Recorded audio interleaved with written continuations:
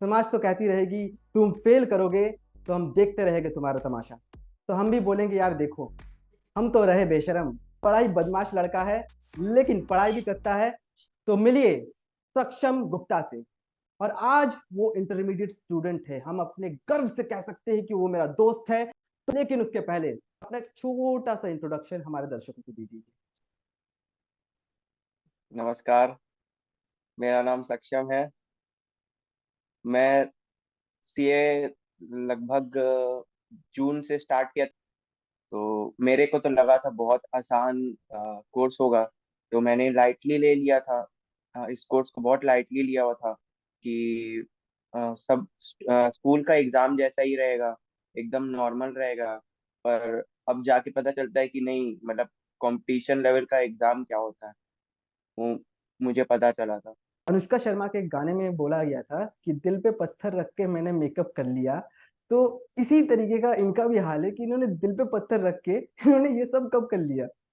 3 attempt आपने कैसे बिताए, क्या रहा है? मतलब इतना जज्बा, इतना मोटिवेशन कहाँ से लिया आपने कि 3 अटेम्प्ट तक आपने दे दिया? मेरे दोस्त तो एक अटेम्प्ट देने के बाद ही भाग गए। बस मन में था इच्छा कि जब वो कर सकता है तो हम क्यों नहीं कर सकते हैं। यही डेडिकेशन से हम सोचे कि करते जाए, होगा जरूर होगा। यही सोच के मैंने कोशिश किया, तो हो गया। और आज मैं इंटरमीडिएट का स्टूडेंट हूँ। बहुत वाह, अच्छा लग रहा है। बहुत ही बढ़िया बात है। तो आपसे मेरा ये सवाल तो बनता ही है। तो इसके अलावा आपने सोसाइटी को कैसे हैंडल किया? जैसे शादी में जाना या तो फंक्शंस में जाना, कैसे आपने इसको मैनेज किया कि लोग आपको बोले कि आप अटेम्प्ट पे अटेम्प्ट दे रहे हो? और आपकी ये रणनीति क्या रही है? पेरेंट्स ने तो थोड़ा थोड़ा साथ दिया था, पर पेरेंट्स का भी बोलना था कि मतलब कितना अटेम्प्ट देना है बता दो, तुम पहले ही बता दो।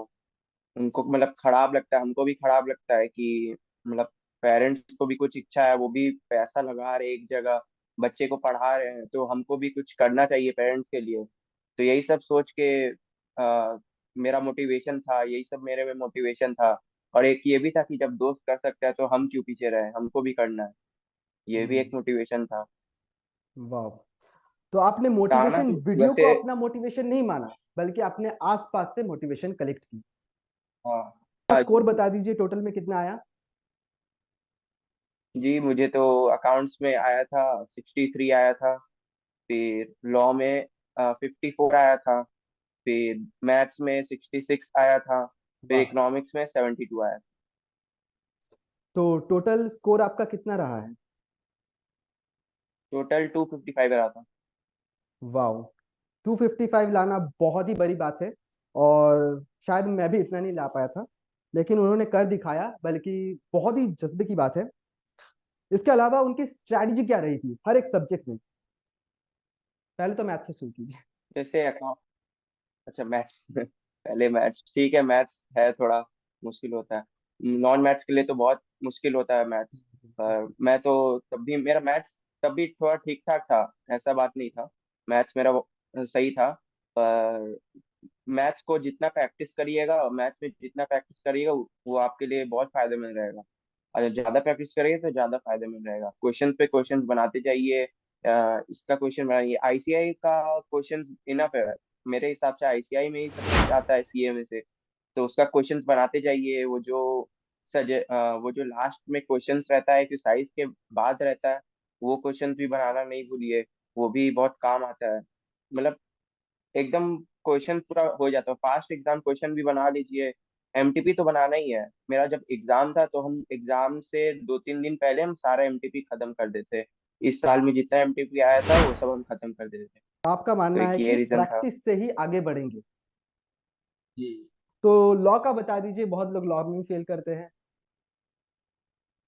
लॉ तो एक नया सब्जेक्ट ही, एक नया चीज ही है। 12th क्लास तक तो जो कॉमर्स वाले बच्चे थे वो सब तो अकाउंट्स भले पढ़े थे, इकोनॉमिक्स का भी थोड़ा मोड़ा आइडिया था। पर लॉ एक नया सब्जेक्ट था, तो लॉ में तो थोड़ा मुश्किल हो रहा था। और बहुत लोग होता है कि सेक्शन वो सब याद नहीं करते हैं। वैसे जरूरत नहीं पड़ता। टीचर लोग बिना सेक्शन के भी मार्क्स दे देते हैं। पर लॉ में आपका एक रहेगा कि आप समझ के पढ़िएगा तो फिर अच्छा से हो पाएगा। मैं उसको जैसे भी आपको इंग्लिश में याद करना है, हिंदी में याद करना है, जैसे भी आप करके समझ जाइएगा कि क्या है वो कॉन्सेप्ट क्या है, तब आपका क्लियर हो जाएगा। बिल्कुल। और फिर उसका राइटिंग प्रैक्टिस भी होना चाहिए, केस स्टडी खुद से बनाइए। मतलब जब आप टेस्ट दे रहे हैं तो आप बिल्कुल कहीं पे भी इधर उधर मत करिए, कहीं से आप आंसर लिख लिए, वैसा नहीं होना चाहिए आपको। सिर्फ अगर आपको नहीं आ रहा है तो ठीक है, अगली बार वो क्वेश्चन फिर बनाइएगा, पर खुद से बनाइएगा, कहीं से देख के मत बनाइएगा कि ये हम बिल्कुल भूल गए हैं, चीटिंग ना इसका करें। आंसर भूल गए हैं। हाँ, चीटिंग नहीं करे, एकदम ईमानदारी से अच्छा से केस स्टडी वाला आंसर्स बनाइए, और थ्योरी को अच्छा से याद करिए। याद क्या मतलब, समझना अच्छा से, बस हो जाएगा फिर काम। और अकाउंट्स और इको तो सबसे इजी है, तो आप थोड़ा सा बता देंगे तो चल जाएगा। इकोनॉमिक्स मेरे लिए सही था। इकोनॉमिक्स मेरा शुरुआत से ही सही था तरफ से, क्योंकि ऑप्शन दिया हुआ रहता है, 4 ऑप्शन दिया हुआ रहता है, उसमें से आपको कुछ याद रहेगा, कॉन्सेप्ट याद रहेगा, तो आपको अपने आप उस जब एग्जाम में आप लिखने बैठेंगे तो फिर आपको याद रह जाएगा वो सब ऑप्शन में से। जैसे मान लीजिए आपका कोई कंपनी फाउंड हुआ है 1600 में, 1700 में, तो ऐसे आप थोड़ा मतलब याद रहेगा, तो आप थोड़ा आप टिक कर सकते हो उसमें, थोड़ा सेफ में रहते हैं इकोनॉमिक्स में। मैथ्स में भले अच्छा, वैसा तो नहीं है, पर डेट्स इकोनॉमिक्स बहुत में आपको इंपॉर्टेंट आप कहना चाहते डेट्स इंपॉर्टेंट है। यस, डेट्स हैं। बिल्कुल। डेट्स इंपॉर्टेंट है। और इकोनॉमिक्स में आपका ये मार्केट चैप्टर इंपॉर्टेंट है, मार्केट चैप्टर करके जाना चाहिए अच्छा से। मार्केट डिमांड एंड सप्लाई ये सब अच्छा से आना चाहिए, कॉन्सेप्ट बस क्लियर होना चाहिए। और आपका जैसे कौन सा फाउंड किया, जैसे आपका इनोवेशन थ्योरी कौन किया है, कंप्यूटर किया था, तो ये सब आपको याद रहना चाहिए। तो अब अकाउंट्स तो और बता ही वही दो। अकाउंट, हाँ, अकाउंट्स में तो ठीक था। अकाउंट्स में आपका उसमें भी प्रैक्टिस चाहिए, ऐसा बात नहीं है, उसमें भी आपको क्वेश्चंस बनाना ही पड़ेगा।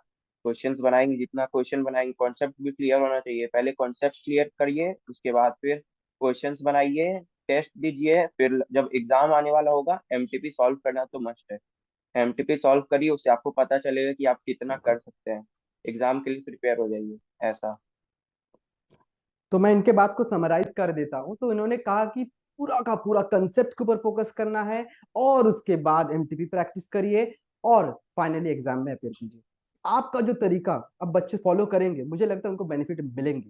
तो कोई हॉबी या पैशन, इसकी बात कर रहा हूँ, क्या थी आपके इस दिल में कि आपने चीजों को और अच्छा बेहतर से करना सीखा? एक तो सबसे पहले तो जो लोग टाइम टेबल बना रहे हैं, वैसा कोई बात नहीं है, टाइम टेबल फॉलो नहीं होता है कि इतना टाइम में ये सब्जेक्ट करना है।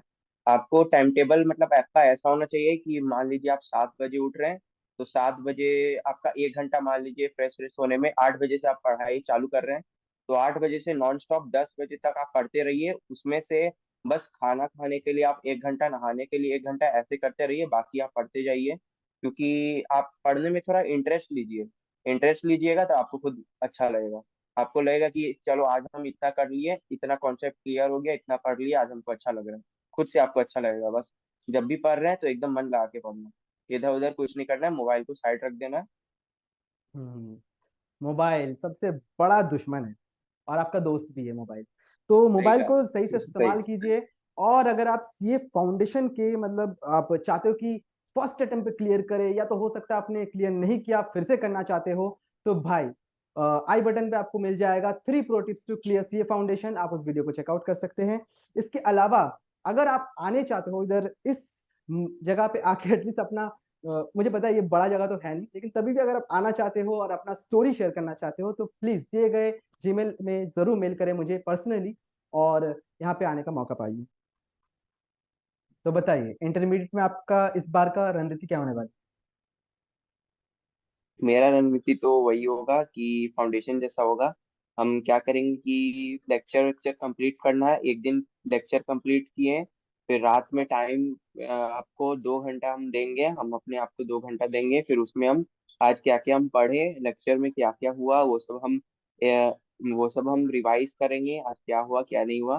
फिर एक सप्ताह में एक दिन, जैसे संडे को फॉर एग्जांपल एक दिन टेस्ट देंगे कि कहीं से ले लेंगे, और फिर उसका आंसर बनाएंगे, और फिर टीचर से हम जाके वो चेक करवा लेंगे। तो नवंबर 23 का अटेम्प्ट देने वाले हैं भाई, तो भाई को कॉन्ग्रेचुलेशन जरूर कमेंट बॉक्स में बोलिएगा। और साथ ही साथ आपने इससे क्या सीखा तो पक्का बताइएगा, और सबको जोश भरा कमेंट्स देखने को बहुत मजा आता है, तो जोश भरा कमेंट्स कीजिएगा। एटलीस्ट आप किसी की जिंदगी में कुछ ऐड कर पा रहे हो, ऐसी चीज लिखिएगा। किसी को डिमोटिवेट करना है तो भाई बहुत सारे जगह में है, वहां पे आप कर सकते हो। तो इसके अलावा मुझे बहुत अच्छा लगा आपसे बात करके सक्षम, कि हर मोड़ पे आपको जिंदगी सिखाती है कुछ ना कुछ, और आपको भी सीखना है। आपको बैटलफील्ड नहीं छोड़ना है। जैसे सक्षम ने कर दिखाया, हो सकता है आप में से भी कोई करके दिखा रहा है इस वक्त। तब तक के लिए अपना बहुत ख्याल रखिएगा। धन्यवाद।